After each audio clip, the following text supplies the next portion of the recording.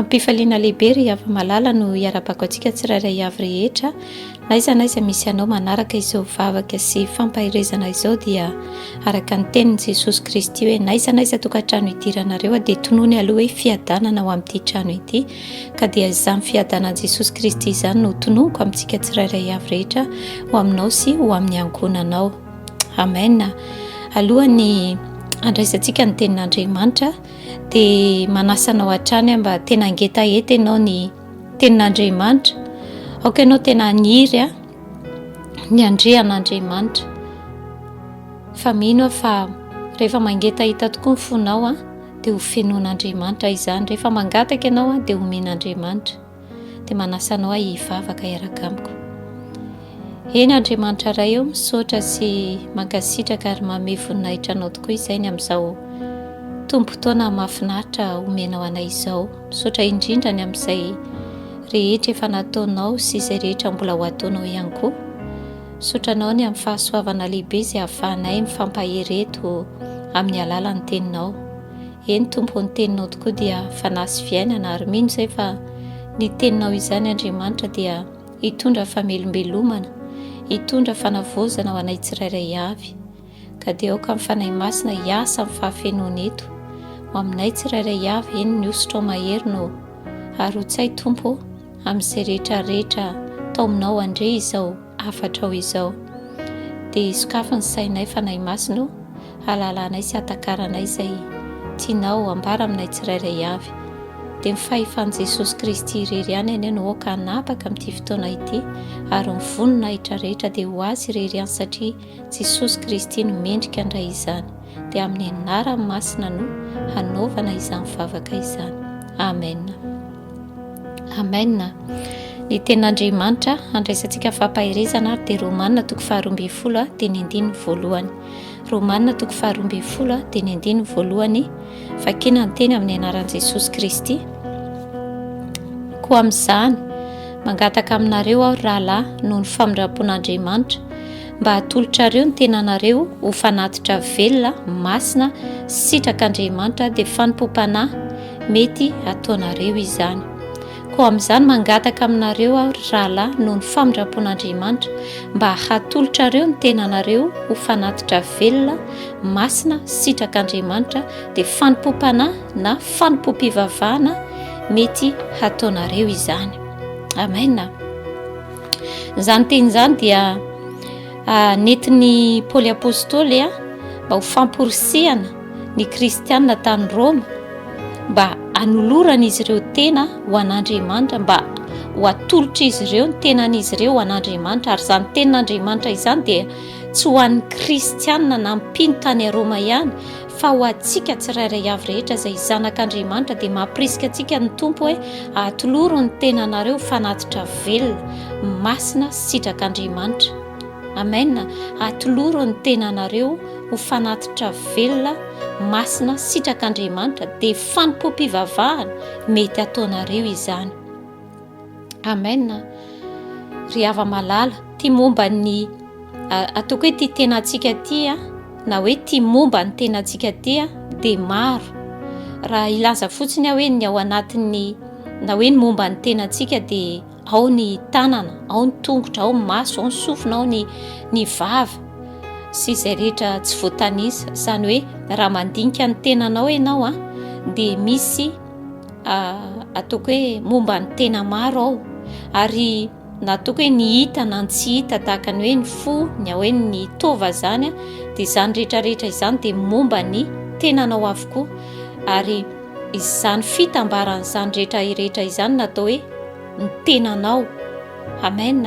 Satria moa i Paoly apôstôly ihany no milaza any amin'ny Korintiana voalohany Korintiana voalohany 12 rehefa mampitahy izy ny tenantsika ny amin'ny fiangonana na hoe mampitahy izy ny tena ho fiangonan'Andriamanitra dia voalaza eo amin'ny 12 Korintiana voalohany 12 dia ny 12 fa tahaka ny tena iray ihany anefa maro no momba ny tena, ary ireo rehetra ireo momba ny tena ireo na dia maro aza dia tena iray ihany. Amen. Ary ry amin'ny 17 nefa ny momba ny tena tsy iray fa maro. Amen. Ty momba ny ataoko hoe ty tenantsika ty zany a de misy ataoko hoe zavatra maro, ary reo momba ny tenantsika reo a dia samy manana ny andraikiny, ary raha samy manana ny andraikiny reo a de samy manana koa faniriny. Tahaka ny hoe maso de te hijery, mivava de miteny, ary te hiteny foana io vavy io, io sofiny io de te andre foana io sofiny io. Zany hoe manana ataoko hoe fanirina, samy manana faniriny io momba ny tenantsika io, ary voalaza ny tenin'Andriamanitra ihany koa fa manana ny filany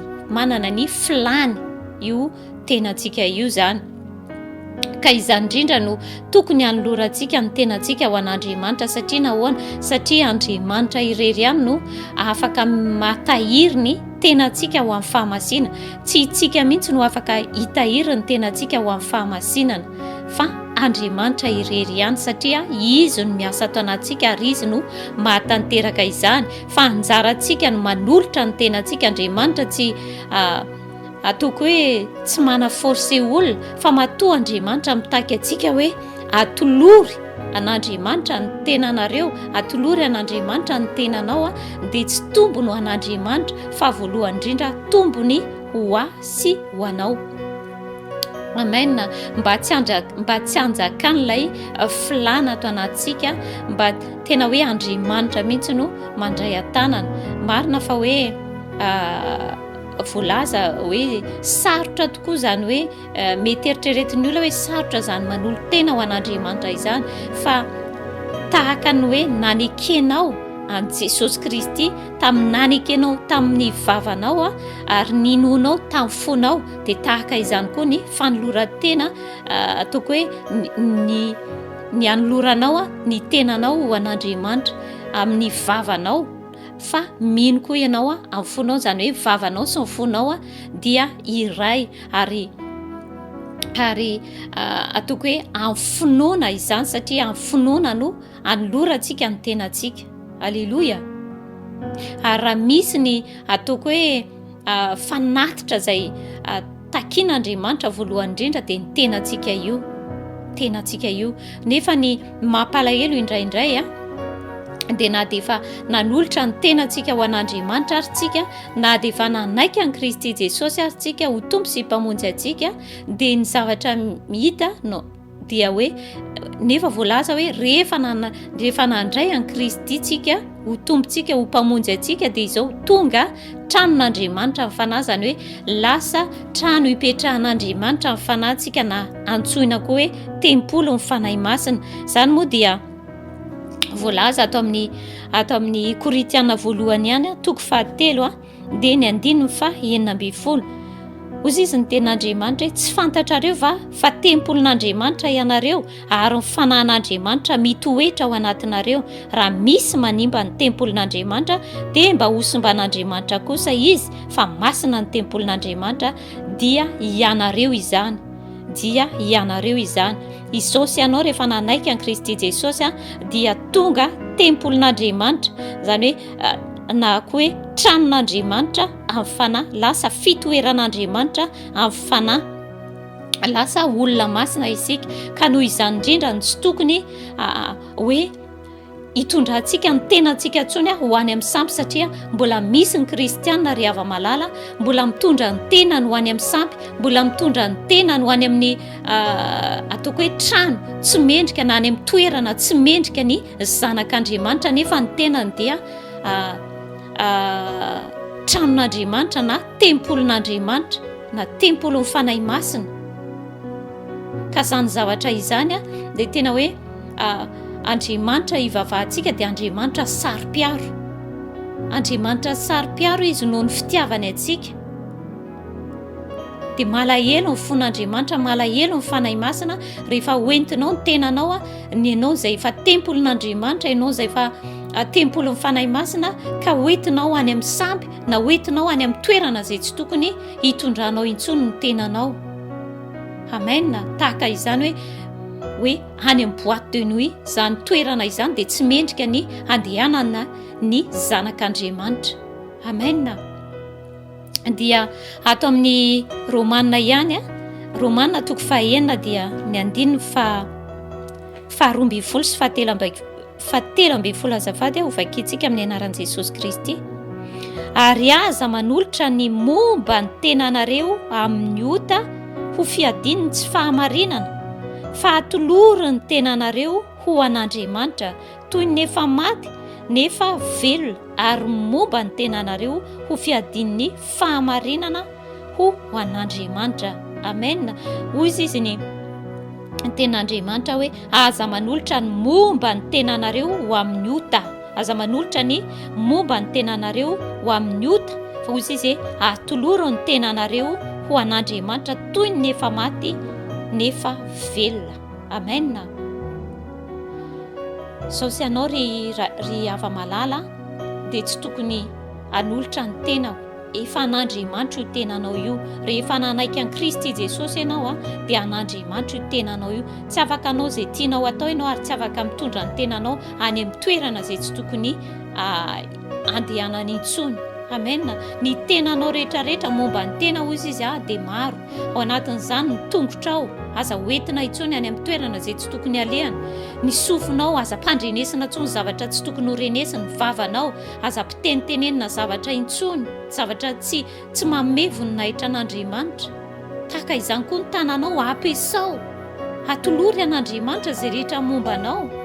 Ary indrindra moa io vavantsika io izay voalaza ny bokin'ny Jakoba ihany koa, fa io vavantsika io dia ataoko hoe sady indraindray ny loharano ataoko hoe sady mamoaka rano mangidy no mamoaka rano mamy, na koa hoe mideran'Andriamanitra, mahay mideran'Andriamanitra ihany koa nefa manozona ny olona na miteny ratsolona.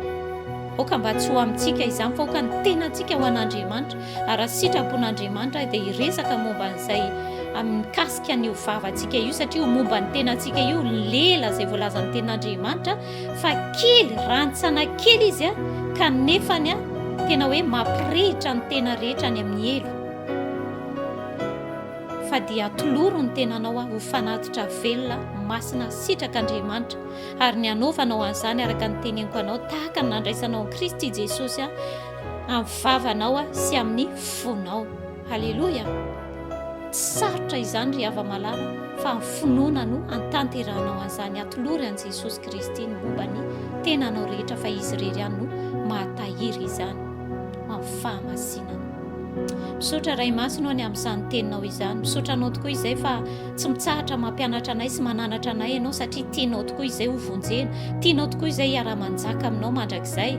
Ka dia ankehitriny Andriamanitra izany teninao izany dia oka tsy handalo fotsiny amin'ny sofinay, fa mba ho pakato ny teninao izay Andriamanitra. Oka isan'andro izay dia hanolotra ny tenanay ho anao, ny momba ny tenanay rehetra tsy ho atolotray ho amin'ny ota intsony, fa ho anao irery ihany Andriamanitra. Ary fonana aminao izay rehetrarehetra nitondranay ny tenanay tany amin'ny toerana rehetra, na nampiasainay ny momba ny tenanay tamin'ny zavatra tsy nakasitrahanao, zavatra izay ny mety nampalahelo ny fanahy masina anao Tompo.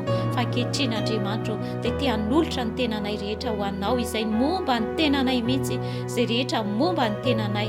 Eny Andriamanitra, anao irery ihany izany, satria efa nanaiky anao izay ka tonga Andriamanitra tempolin'Andriamanitra sy tempolin'ny fanahy masina. Ka dia raisy Tompo ny momba anay rehetrarehetra, ary ampianaro izay fanahy masina, mangataka ny tolotsaina avy aminao izay ny amin'ny ampiasainay ty momba ny tenanay ity, ho voninahitr'Andriamanitra irery ihany. Dia amin'ny anaran'i Jesosy Kristy no hanaovana izany vavaka izany. Amen.